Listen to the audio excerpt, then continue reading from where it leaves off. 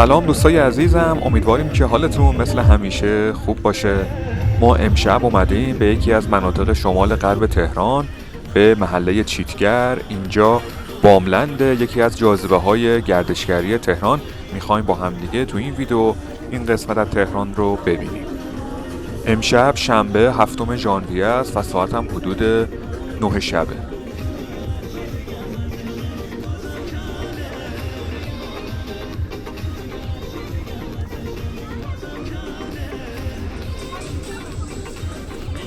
باملند یکی از صدها جاذبه گردشگری تهرانه.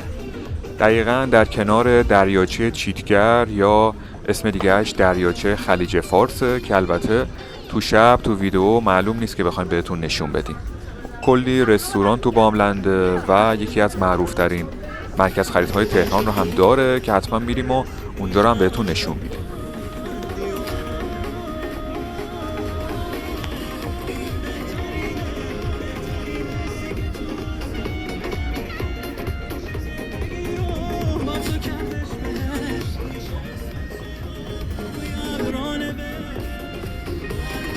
معماری باملند تلفیقی از معماری قدیمی ایرانی و معماری مدرن و لوکسه.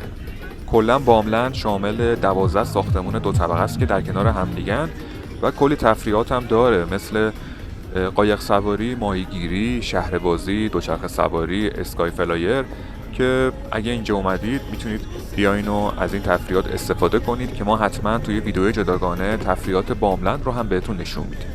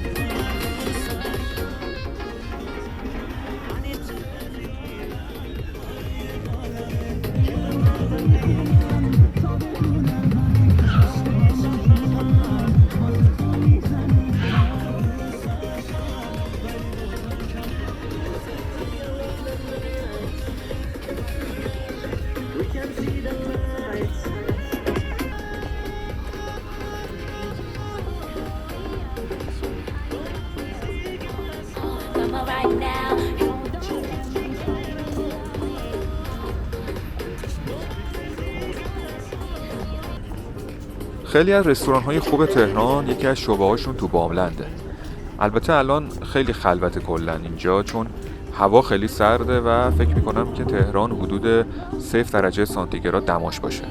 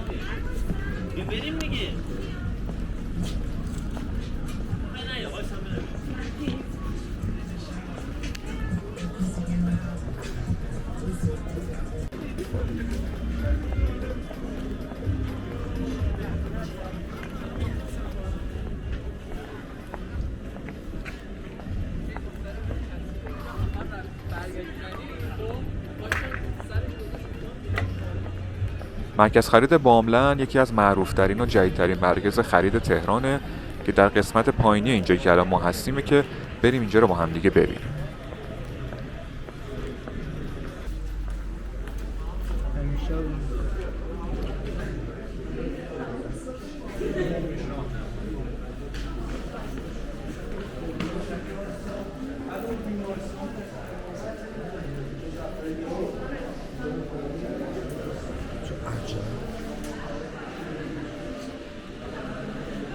اینجا مرکز خرید باملند هر روز از ساعت 9 صبح تا 11 شب بازه. اینم بگم که هزینه ورودی نداره و رایگانه. برای اومدن به اینجا باید به انتهای اتوبان همت و منطقه چیتگر برسید. اینجا دقیقاً در کنار دریاچه چیتگره که یه جای شناخته شده تو تهرانه.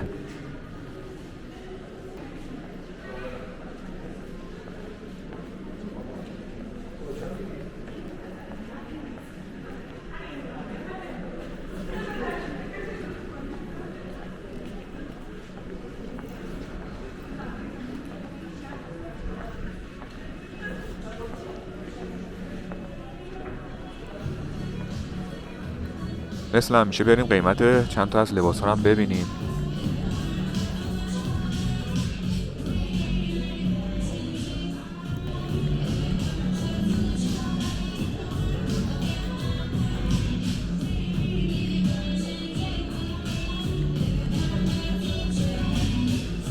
این لباس زنونه قیمتش 2,619,000 تومنه که میشه حدود $65. امروز قیمت هر دلار در ایران 40,000 تومنه.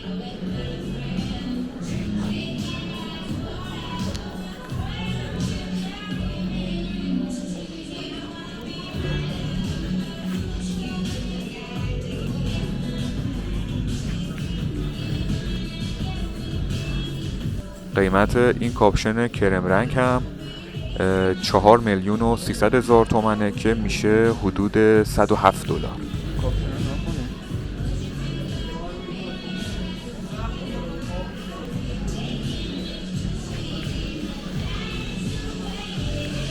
خیلی ها راجع به درآمد میپرسن که درآمدها تو ایران چجوریه. ما حتما توی ویدیو جداگانه درآمد شغل‌های مختلف رو بهتون میگیم، اما این رو الان بهتون بگم که کمترین میزان حقوق تو ایران برای کسی که نه سابقه کاری داشته و نه متأهله 5,600,000 تومنه که با دلار 40 تومانی میشه حدود ماهی $140. البته این رو هم بگم که این لباسایی که بهتون نشون دادم همه وارداتی و قیمتاش خیلی بالاتره، ولی خب تو ایران قیمت بنزین و سوخت و انرژی کلا پایینه و حالا سعی میکنیم که توی ویدیو جداگانه بیایم و کلا خرج و مخارج یه زندگی تو ایران رو بهتون بگیم.